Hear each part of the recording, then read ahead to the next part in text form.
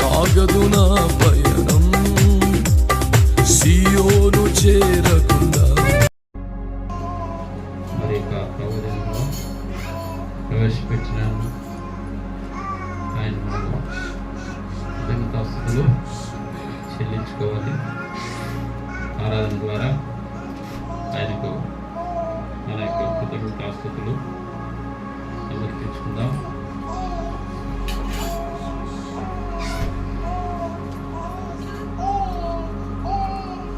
ఆరాధన కొరకై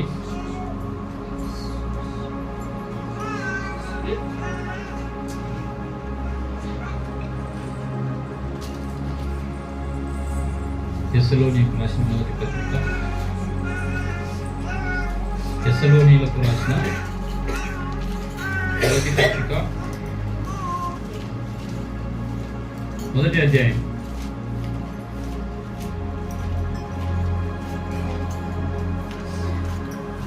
తెస్సలోనీయులకు రాసిన మొదటి పత్రిక మొదటి అధ్యాయము 9-10 వచనాలు కలిసినాయి. చదువుకుందాం, అందరం కూడా కలిసి చదువుదాం. మీ యొద్ద మాకెట్టి ప్రవేశం కలిగెను, అక్కడ జనులు మమ్మల్ని మూర్చి తెలియజేస్తున్నారు. మరియు మీరు విగ్రహములను విడిచిపెట్టి జీవముల వాడును సత్యవంతుడనగు దేవునికి దాసులగుటకును దేవుడు మృతులలో నుండి లేపిన యేసు అనగా రాబో ఉగ్రత నుండి మనల్ని రక్షించుచున్న ఆయన కుమారుడైన యేసు పరలోకము నుండి వస్తున్నారని తెలుసు. మీరేలాగూ దేవుని వైపు తిరిగినో ఆ సంగతి ప్రార్థన చేసుకుందాం. ప్రేమ కలిగిన మా పరలోక తండ్రి, అత్యున్నత సింహాసనంపై ఆసీనుడైన దేవా, నీకు స్తోత్రాలు వందనాలు చెల్లించుకుంటున్నాను. సర్వశక్తి గల దేవా, పరిశుద్ధ ప్రభువా, అబ్రహాము, ఇస్సాకు, యాకోబుల దేవా, నీకు స్తోత్రాలు వందనాలు చెల్లించుకుంటున్నాను. గడిచిన వారమంతా మీ రెక్కల సార్లు మమ్మల్ని భద్రపరిచి కాసి కాపాడి మరి యొక్క ప్రభు దినములో మమ్మల్ని ప్రవేశపెట్టినందుకు నీకు స్తోత్రం వందనాలు చెల్లించుకుంటున్నాం. యెహోవా, వేల్పులలో నీ సముడెవడు, పరిశుద్ధతను బట్టి మహనీయుడు, స్తుతి కీర్తనను బట్టి పూజ్యుడవు, అద్భుతములు చేయువాడు నీ వంటి వాడేవాడు. దేవా, మా రక్షణ నిమిత్తం పరమందున సమస్త మహిమను వదిలి దైవత్వాన్ని వదిలి మానవుడుగా ఈ లోకానికి వచ్చి నిన్ను నీవే రిక్తంగా చేసుకుని ఉన్నావు. ఆ విధంగా ప్రభు, మరి చీకటిలో ఉన్నటువంటి మాకు ఆశ్చర్యకరమైన వెలుగుగా మీరు ఈ లోకానికి వచ్చి చీకటిలో నుండి వెలుగులోనికి మమ్మల్ని నడిపించినావు తండ్రి. నీకు స్తోత్రం వందనాలు చెల్లించుకుంటున్నాం. పాపముల చేతను అపరాధముల చేతను చచ్చిన వారమై ఉన్నప్పుడు సైతం మమ్మల్ని ప్రేమించి మా రక్షణ నిమిత్తం ప్రభువా మీరు చేసినటువంటి బలి యాగమును బట్టి నీకు స్తోత్రాలు వందనాలు చెల్లించుకుంటున్నాం. నాయన, నేటి దినం సార్వత్రిక సంఘములో జరుగుతున్న సేవ పరిచర్య అంతటి కూడా నీరు కట్టి ఫలింపజేయండి. నిలబడుతున్న మీ దాసులందరినీ కూడా ఆత్మతో అభిషేకించి వాడుతానండి. ఇక్కడ ఏర్పాటు చేసినటువంటి ప్రభు మరి ఈ యొక్క సహవాసం నిలిచేదాన్ని బట్టి నీకు స్తోత్రాలు వందనాలు చెల్లించుకుంటున్నాను. వచ్చిన బిడ్డలందరినీ బట్టి నీకు స్తోత్రాలు వందనాలు నాయన. రావాల్సిన వారిని మీ కృపలో జ్ఞాపకం చేసుకుని సకాలంలో నడిపించండి. మార్గ మధ్యంలో ఉన్న వారికి తోడుగా ఉండి నడిపించండి. కృప చూపించండి ప్రభు. స్తోత్రాలు వందనాలు. ఆడుకున్న పాటల్లో మీరు చేసినటువంటి మేలును బట్టి వందనాలు.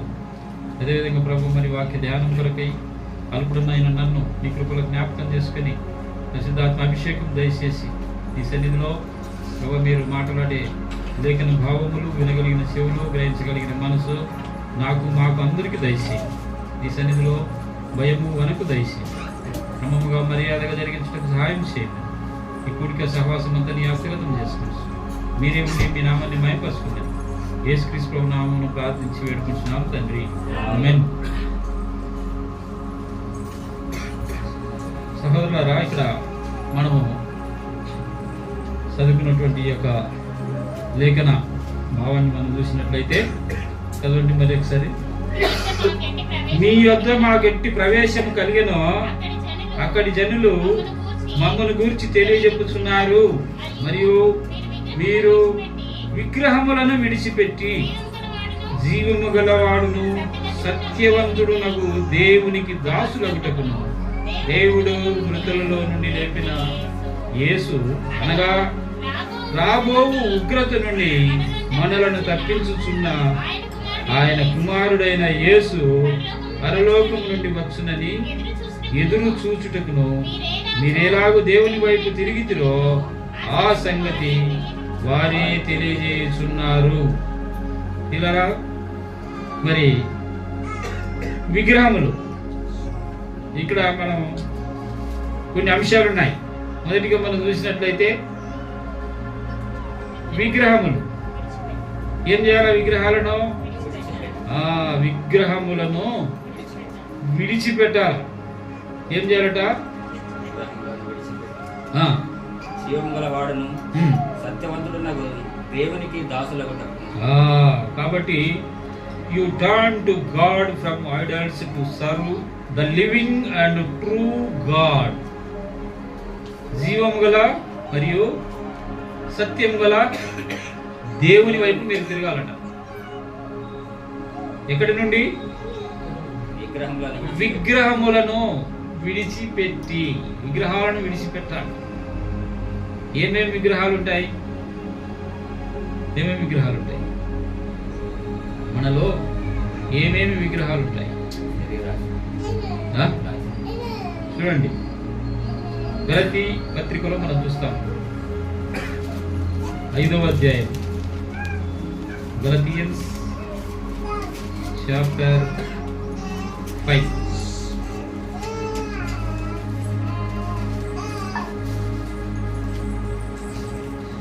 verse 19.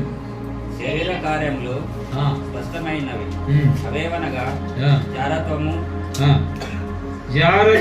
అపవిత్రత, కాముకత్వము, విగ్రహారాధన, వ్యభిచారము, ద్వేషము, కలహము, మత్సరము, క్రోధము, కక్షలు, భేదములు, మితతములు, అసూయలు, మత్తతలు, అల్లరితో కూడిన ఆటపాటలు. ఇవి విగ్రహాలు. These are all idols in you.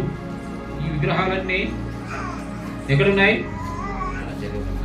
నీలో ఉన్నాయి, నీ లోపల ఉన్నాయి ఈ విగ్రహాలు. ఏం చేయాలి? విగ్రహాలను విడిచిపెట్టాలి. ఈ విగ్రహాలను విడిచిపెట్టాలి. కనుక మొదటిగా మనం చూసినట్లయితే విగ్రహాలు, లేవీ కాండం చూడండి. లేవీ కాండము 19వ అధ్యాయము 4వ వచనం చూడండి. లేవీ కాండము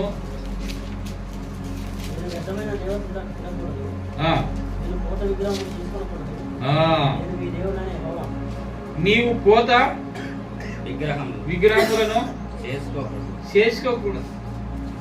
ఏం విగ్రహాలు? పోత విగ్రహం. ఏం చేయాలట? చేసుకోకూడదు. పోత విగ్రహం. పోత విగ్రహం అంటే తయారు చేసేది.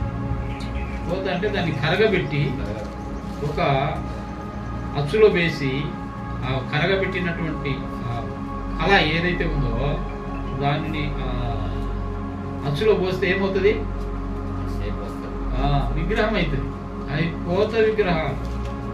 మీ జీవితంలో పోత విగ్రహాలు ఉండకూడదట. నీవు చేసుకోకూడదు, వాటిని అనుసరించకూడదు. ద్వితీయోపదేశ కాండంలో కూడా మనం చూస్తాం. చూడండి, 29వ అధ్యాయము 17వ వచనం. ద్వితీయోపదేశ కాండము 29వ అధ్యాయము 17వ వచనం చూడండి.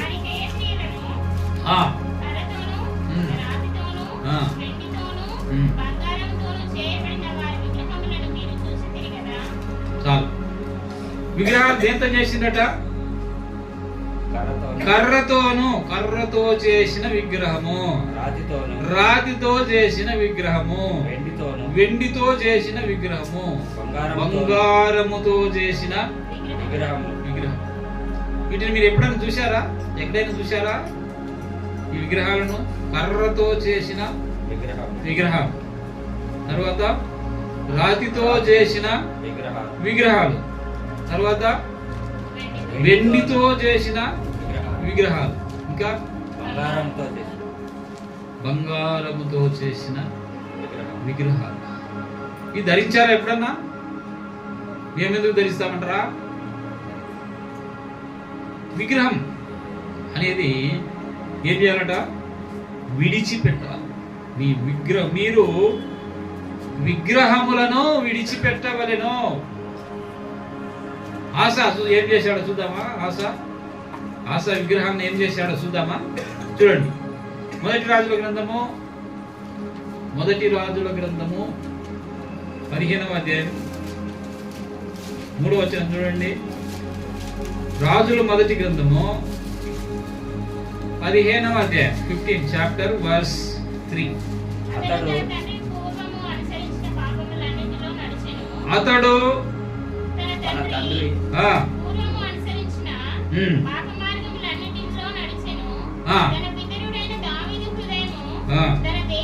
తన పితరుడైన దావీదు హృదయము తన దేవుని ఎదుట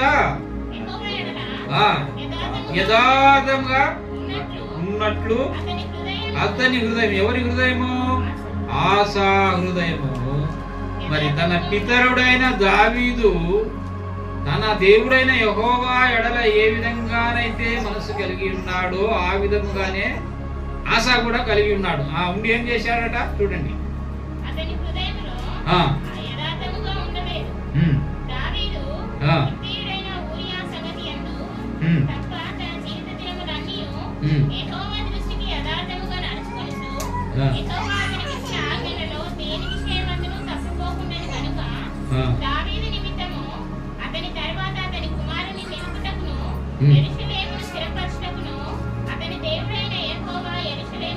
చాలు.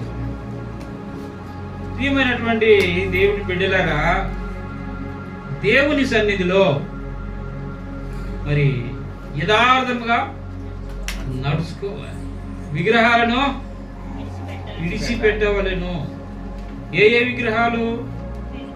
కర్రతోను, రాతితోను, వెండితోను, బంగారముతోను చేసినటువంటి ఆ విగ్రహములన్నిటిని కూడా విడిచిపెట్టవలెను. ఏం చేయాలా? విడిచిపెట్టవలెను. కనుక ప్రియులారా, మన జీవితాలలో ఇంకా ఏమైనా ఇలాంటివి ఉన్నట్లయితే మనము తీసేయాలి. ఇప్పుడు గలతీ పత్రికలో చూసినటువంటి ఆ విగ్రహాలు, గలతీ పత్రికలో చూసినటువంటి ఆ విగ్రహాలు ఏవైతే ఉన్నాయో వాటన్నిటిని కూడా ఏం చేయాలా? విడిచిపెట్టాలి. మన జీవితాలలో అలాంటి విగ్రహాలకు తావు లేకుండా చూసుకోవాలి. కనుక మనల్ని మనం పరీక్షించుకోవాలి. 2వ రాజుల గ్రంథం 21వ అధ్యాయం చూడండి. రాజులు 2వ గ్రంథము 21వ అధ్యాయం 11వ వచనం చూడండి.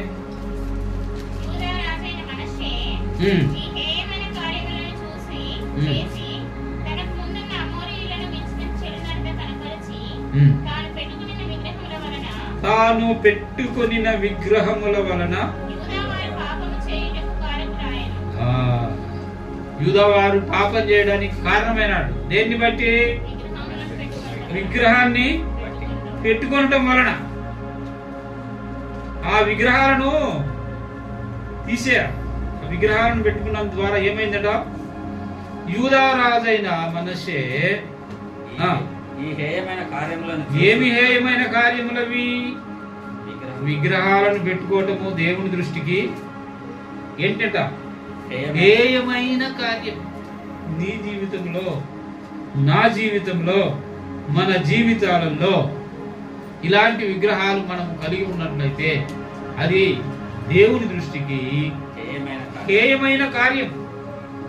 ఏ కార్యము? హేయమైన కార్యం. 21 చూడండి, 21 వచనం.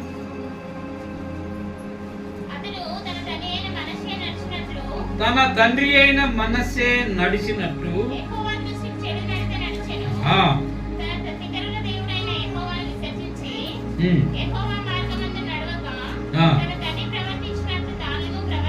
తానును ప్రవర్తించుచు తన తండ్రి పూజించిన విగ్రహములను. కనుక ప్రియులరా, మన జీవితాలలో మనం ఏది పూజిస్తే మన పిల్లలు కూడా అదే పూజిస్తారు. కనుక రక్షించబడిన మన జీవితాలలో మన పిల్లలు నేర్చుకోవాలి. ఏం నేర్చుకోవాలి? మనలో నుండి నేర్చుకోవాలి. మన ప్రవర్తన ఏ విధంగా ఉంది, మన జీవితం ఏ విధంగా ఉంది అనేది మనలను చూసి నేర్చుకోవాలి. నేర్చుకుంటారా లేదా? ఏమేమి నేర్చుకుంటారు? మనం ఏం చేస్తే అదే నేర్చుకుంటారు. పూర్వం మనం ఏమేమి చేసినామో అవి ఇప్పుడు కూడా కంటిన్యూ చేస్తున్నాం అనుకోండి. పూర్వము మనం చేసినటువంటి క్రియలు ఏవైతే ఉన్నాయో వాటిని మన పిల్లలు ఏం చేస్తారు? ఆటోమేటిక్ గా కంటిన్యూ చేస్తారు. నీ రక్షణ జీవితములో ప్రత్యేకత అనేది కనిపిస్తే, ప్రత్యేకించబడిన దినాలలో నీవు చేస్తున్నటువంటి ఆ క్రియలను ఏం చేస్తారు? నీ పిల్లలు ఫాలో అవుతారు. రక్షించబడిన తర్వాత నువ్వు చేస్తున్నటువంటి క్రియలు మన పిల్లలు ఏం చేస్తారు? అనుసరిస్తారు. ఏం చేస్తారట? అనుసరిస్తారు.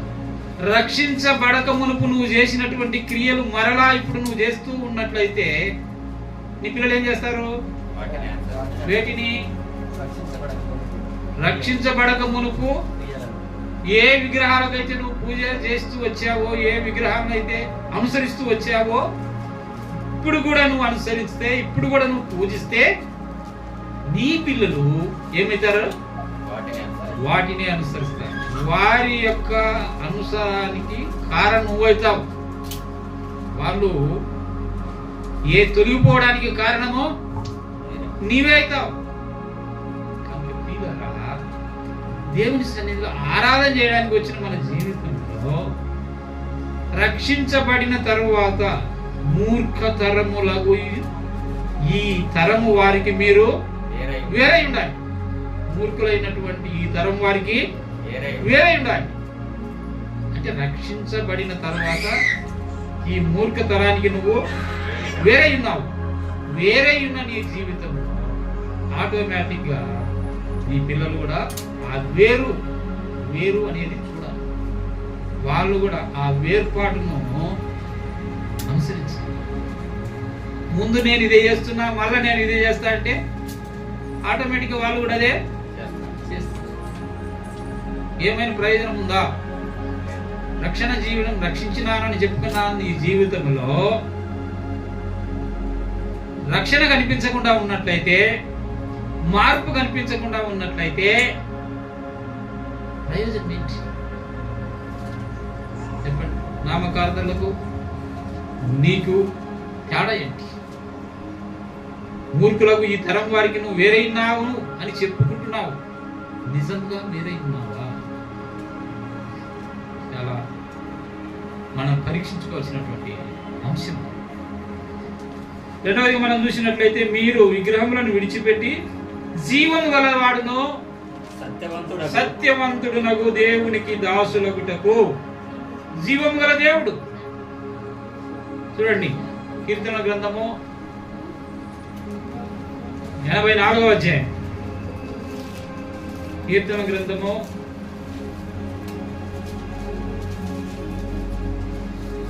84వ అధ్యాయం చూడండి.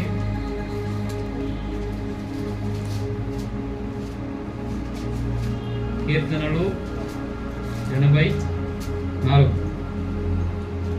రెండవ వచనం చూడండి.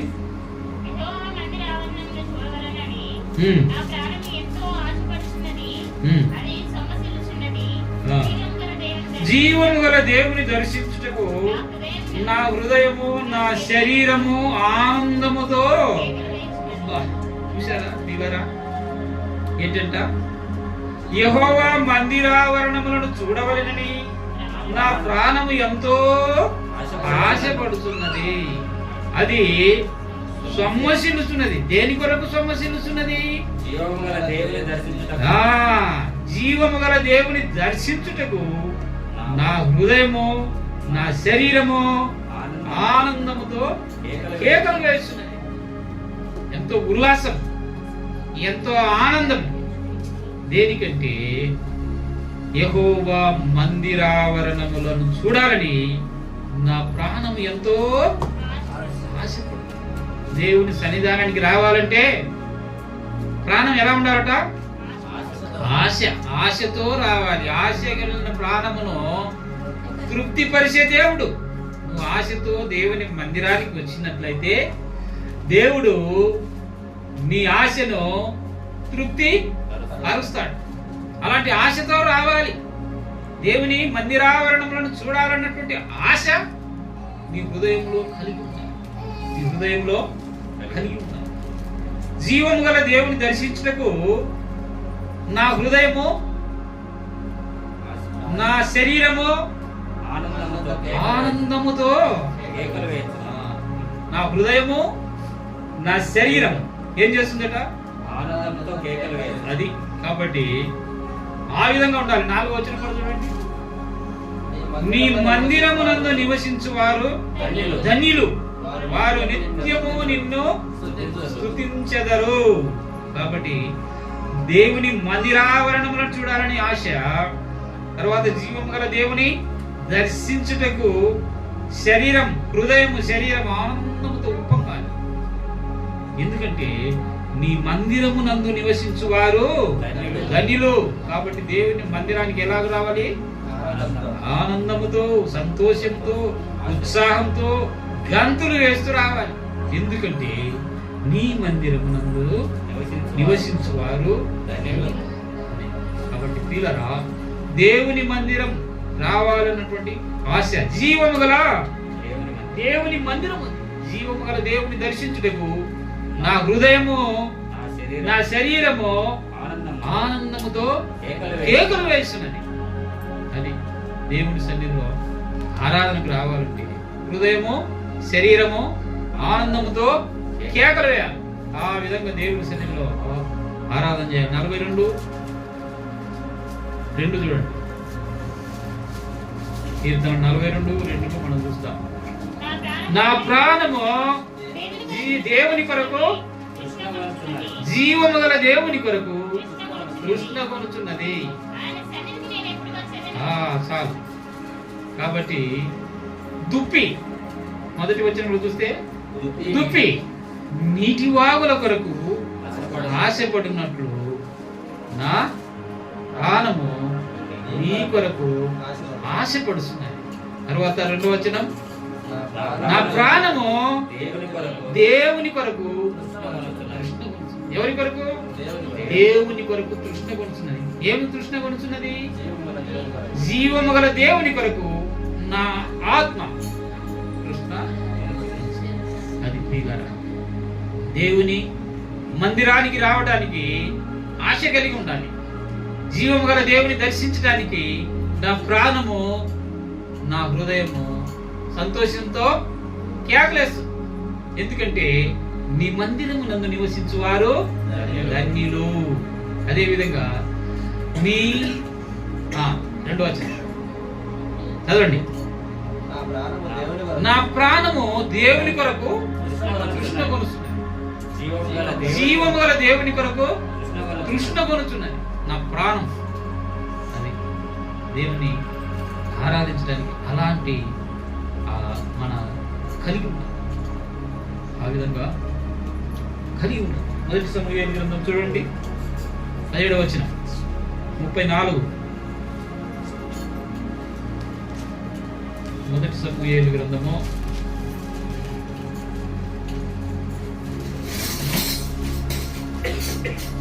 17:34 చూడండి.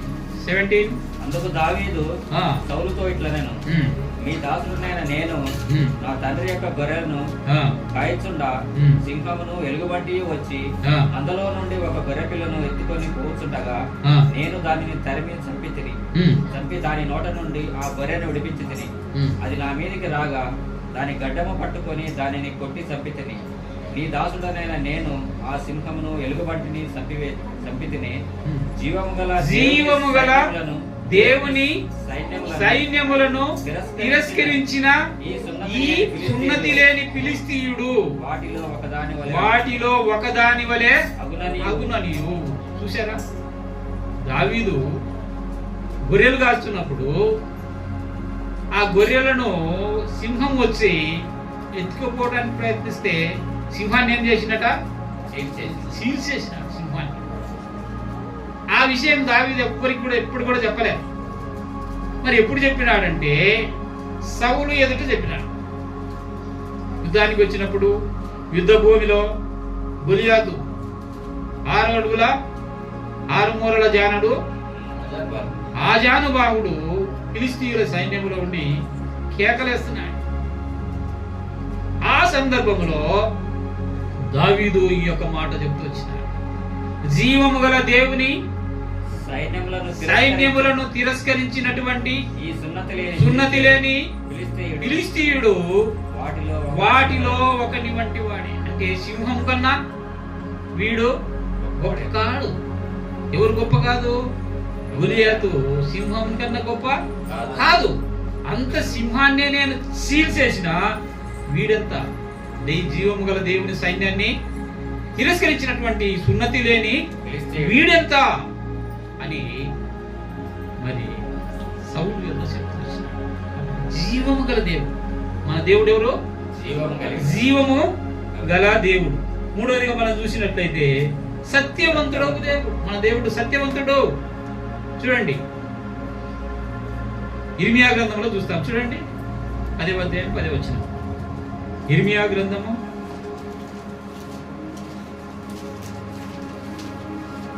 10 యెహోవాయే నిజమైన దేవుడు, ఆయనే జీవం గల దేవుడు, సదాకాలము ఆయనే రాజు.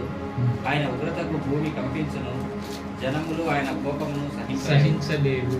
అది యెహోవాయే నిజమైన దేవుడు, ఆయనే జీవము గల దేవుడు. చూశారా, యెహోవాయే నిజమైన దేవుడు, ఆయనే జీవము గల దేవుడు. మన దేవుడు ఎవరంటే? జీవము గల దేవుడు. మన దేవుడు జీవము గల దేవుడు, నిజమైన దేవుడు. ఆ దేవుణ్ణి మనము కలిగి ఉంటున్నాం. యోహాను సువార్తలో కూడా మనం చూస్తాం. 17వ అధ్యాయం చూడండి ప్రియులారా, 3వ వచనం చూడండి. 17:3 అద్వితీయ సత్యదేవుడవైన నిన్నును. చూడండి ప్రియులారా, మన దేవుడు ఎవరు? సత్యదేవుడు. మన దేవుడు ఎవరు? సత్యదేవుడు. Our God is true God. Our God is living God. మన దేవుడు జీవము గల దేవుడు. మన దేవుడు సత్యమైన దేవుడు, నిజమైన దేవుడు, అద్వితీయ సత్య దేవుడు. మార్క్స్ వార్తలో కూడా చూస్తాం 12వ అధ్యాయంలో 14వ వచనం చూడండి. మార్కు 12 14వ వచనం చూడండి.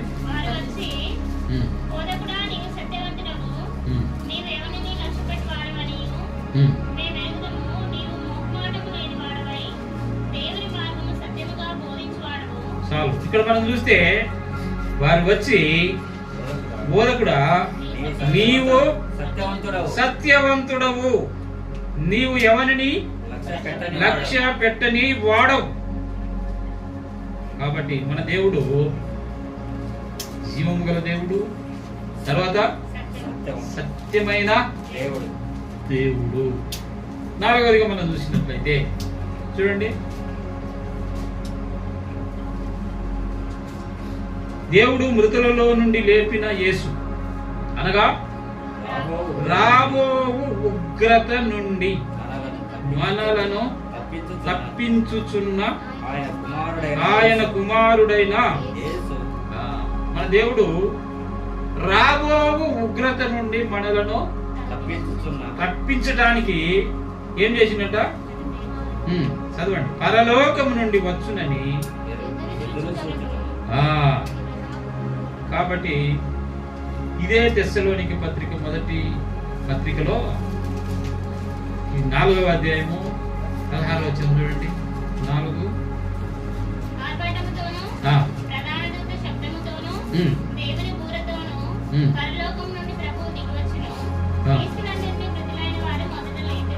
అది.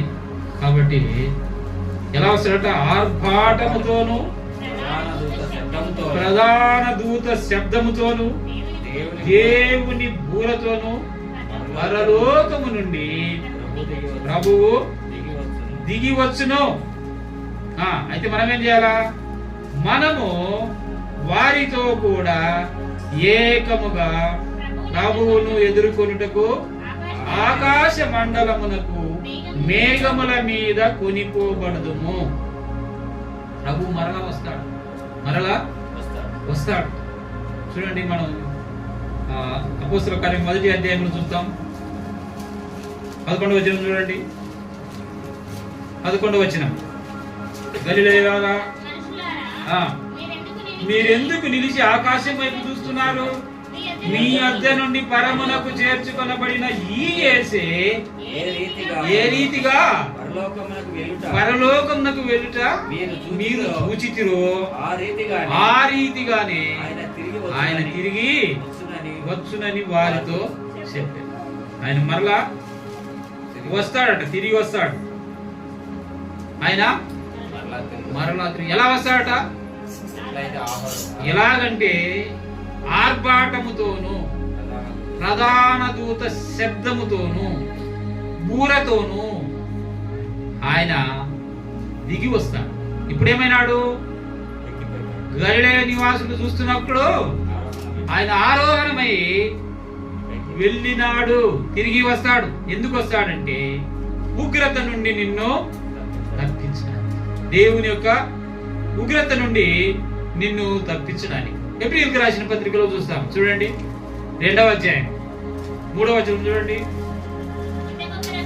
ఇంత గొప్ప రక్షణను నిర్లక్ష్యము చేసిన ఎడల ఎలాగూ తప్పించుకుందుము.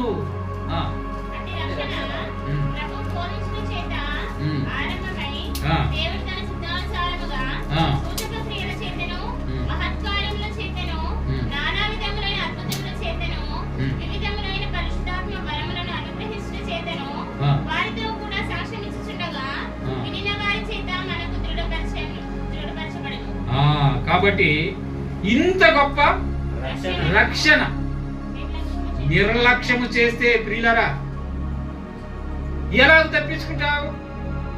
దేవుడు రాబోతున్నాడు. ప్రధాన దూత ఆయన బూరతోను ఆర్భాటముతోను రాబోతున్నాడు. మరి వస్తే ఆ ఉగ్రత నుండి నువ్వు ఎలాగ తప్పించుకుంటావు? ఈ రక్షణ నువ్వు నిర్లక్ష్యం చేస్తే, నీకు కలిగినటువంటి ఈ రక్షణ నువ్వు నిర్లక్ష్యం చేస్తే ఆ ఉగ్రత నుండి నువ్వు ఎలా తప్పించుకుంటావు? రాబోయే ఉగ్రత నుండి నీవు ఎలా తప్పించుకుంటావు? చూడండి, ప్రకటన గ్రంథంలో చూద్దాం. 6వ అధ్యాయము. ప్రకటన గ్రంథము 6వ అధ్యాయం.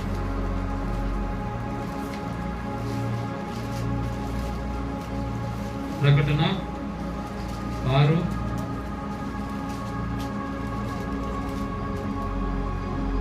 16వ వచనం చూడండి. కలిసి ఉంటాయి 15, 17. భూరాజులను మనుషులను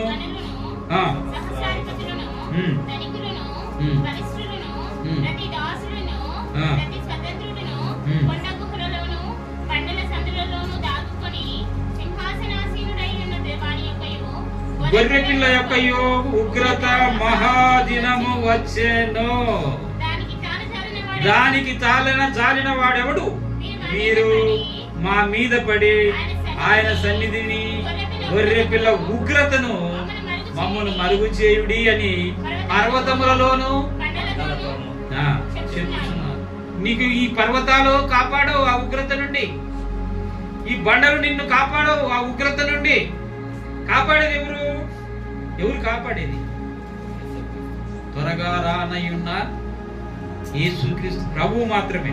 అలా చదువు. భూరాజులను, గనులను, సహస్రాధిపతులను, ధనికులను, బలిష్ఠులను, ప్రతి దాసుడును, ప్రతి స్వతంత్రుడును కొండ గుహలలోను బండల సందులలోను దాక్కుని సింహాసనాసీనుడై ఉన్న ఆగండి. వీళ్ళందరూ ఏం చేస్తారంట? ఉగ్రత దినమున వీళ్ళందరూ ఏం చేస్తారు? ఎవరు వాళ్ళు? భూరాజులు, గనులు, సహస్రాధిపతులు, ధనికులు, బలిష్ఠులు అందరూ కూడా ఏమైతారట? కొండ గుహలలోను బండ సందులలోను దాక్కుంటారు. దాక్కుంటే వారు రక్షించబడతారా? దాక్కొని ఏమంటారు చూద్దామా? సింహాసనాసీనుడై ఉన్న వాని యొక్కయు గొర్రె పిల్ల యొక్కయు ఉగ్రత దినము వచ్చెను, దానికి తాళిన జారిన వాడెవడు? మీరు మీ మీద పడి ఆయన సన్నిధిని గొర్రె పిల్ల ఉగ్రతకును మమ్మును మరుగు చేయుడి అని పర్వతములతో బండలతో మీరు మొరపెట్టుకుంటే ఏం కాదు. అప్పుడు ఆ ఉగ్రత నుండి మిమ్మల్ని తప్పించడానికి ఎవ్వరు లేరు. తప్పించేది ఒకే ఒక్క ఆయనే, యేసు ప్రభు. ఆయన తప్ప ఎవ్వరు కూడా నిన్ను తప్పించలేరు, రక్షించలేరు. కాబట్టి చూడండి, ఇంకా ఎఫెసీ పత్రికలు కూడా చూస్తాం. 5:6 ఎఫెసీ పత్రిక 5:6 వ్యర్థమైన మాటల వలన ఎవడనూ మిమ్మల్ని మోసపరచనీయకుడి. ఇట్టి క్రియల వలన దేవుని ఉగ్రత అవిధేయులైన వారి మీదకి వచ్చును కనుక మీరు అట్టి వారితో పాలివారై ఉండకుడి. చాలండి. ఇక్కడ మనం చూసినట్లయితే వ్యర్థమైన మాటల వలన ఎవడనూ మిమ్మల్ని మోసపరచనీయకుడే. ఇట్టి క్రియల వలన దేవుని ఉగ్రత అవిధేయులైన వారి మీదకి వచ్చును కనుక మీరు వారితో పాలివారై ఉండకూడదు. అంటే అవిధేయులైన వారి మీదకి వస్తాడు. ఏమొస్తుంది? దేవుని ఉగ్రత. ప్రియులారా, దేవుని సన్నిధిలో రక్షించబడిన మన జీవితాలలో మనం అవిధేయులుగా ఉన్నట్లయితే దేవుని ఉగ్రత అనేది ఉంది. ఆ ఉగ్రత నుండి నేను ఆ రోజు కొండలో మీదికి పోతాను, బండ సందులలో దాక్కుంటాను అంటే ఎవరు కూడా కనుక పరీక్షించుకోవాలి. ప్రియులారా, చూడండి, చివరిగా మనము జెఫన్యా గ్రంథంలో చూసి 2వ అధ్యాయం 3వ వచనం. జెఫన్యా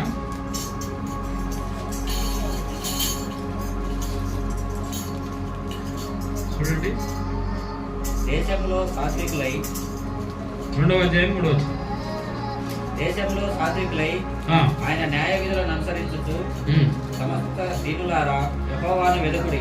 మీరు వెతికి వినయం గల వారై నీతిని అనుసరించిన ఎడల ఒకవేళ ఆయన ఉగ్రత దినమున మీరు దాచబడుదురు. కాబట్టి మరి ప్రవక్త ముందుగానే ప్రవచించాడు. జెఫన్యా ప్రవక్త ముందుగానే ప్రవచిస్తూ వచ్చాడు. దేశములో సాత్వికులై ఆయన న్యాయ విధులను అనుసరించు సమస్త దీనులారా. ఎవరికి చెప్తున్నాడు? దేశములో సాత్వికులై ఆయన న్యాయ విధులను అనుసరించు సమస్త దీనులారా. ఆయన న్యాయ విధులను అనుసరించు సమస్తమైన దీనులారా. అంటే దేవుని సన్నిధిలో ఎలా ఉండాలట? దీనులై ఉండాలట. వారికి తెలియజేస్తుంది, దీనులారా యెహోవాను వెదకుడి. మీరు వెదికి వినయం, దీనత్వము, వినయం గలవారై నీతిని అనుసరించి. 3 చెప్తున్నాడు. ఒకటేమో దీనత్వము, వినయము, నీతి. ఈ మూడు అనుసరించాలి రక్షించబడిన మన జీవితాలు. ఏమిటి అనుసరించాలి? దీనత్వము, వినయము, నీతి అనుసరించిన ఎడల ఒకవేళ ఆయన ఉగ్రత దినమున మీరు దాచబడతారు. దేవుని యొక్క ఉగ్రత దినం ఉంది ఒకరోజు. ఆ ఉగ్రత దినమున మీరు దీనులై, వినయం గలవారై, నీతి గలవారై ఉండినట్లయితే ఆ ఉగ్రత దినమున మీరు ఏమవుతారు? దాచబడతారు. ప్రియులారా, దేవుని సన్నిధిలో మరి రండి, మనం చదువుకున్న మొదటి పాఠంలోకి రండి. 9-10 కలిసి ఉన్నాయి. మీ యొద్ద మాగట్టి ప్రవేశము కలిగెను, అక్కడి జనులు మమ్మల్ని గురించి తెలియజెప్పుతున్నారు. మరియు మీరు విగ్రహములను విడిచిపెట్టి జీవము గలవాడును సత్యవంతుడునగు దేవునికి దాసులగుటకు దేవుడు మృతులలో నుండి లేపిన యేసు అనగా రాబోవు ఉగ్రత నుండి మనలను తప్పించుచున్న ఆయన కుమారుడైన యేసు. ఎవరు మనల్ని తప్పించేది? రాబో ఉగ్రత నుండి మనల్ని తప్పించేది ఎవరు? ఆయన ఏ విధంగా? గలిలయలారా, గలిలయ నివాసులారా, మీరేం చూస్తున్నారు? ప్రభు పైకి పోతున్నాడు, తిరిగి మరలా వచ్చినప్పుడు ఆయన ఉగ్రతకు చాలా తగిన వాడెవడు? కాబట్టి ఎవడు తాళ తగిన వాడు అంటే ఆయన రక్షణలోనికి వచ్చినటువంటి వారు ఎలా ఉంటారట? వినయము గలవారు, దీన మనసు గలవారు, నీతి గలవారు. ఆయన ఉగ్రత నుండి ఏమైతారు? దాచబడతారు ఆ దినమున, ఆ మహా ఉగ్రత దినమున. కాబట్టి ఏం చేయాలి మనము? మొదటిగా మనం చూసుకున్నాం 4 అంశాలు. ఒకటేంటి? విగ్రహములను విడిచిపెట్టి. రెండవది ఏంటి? జీవము గల దేవుణ్ణి. మూడవది ఏంటి? సత్యవంతుడైన దేవుణ్ణి మనము కలిగి ఉండాలి. తర్వాత ఈ 3 కలిగి ఉన్నట్లయితే ఆ ఉగ్రత దినమునందు దేవుడు మనలను తప్పిస్తాడు, దాస్తాడు. కాబట్టి ఆ విధంగా మనం ఆరాధన చేద్దాం. అందరూ కూడా మోకరించండి. దేవుడు నడిపిన కొలది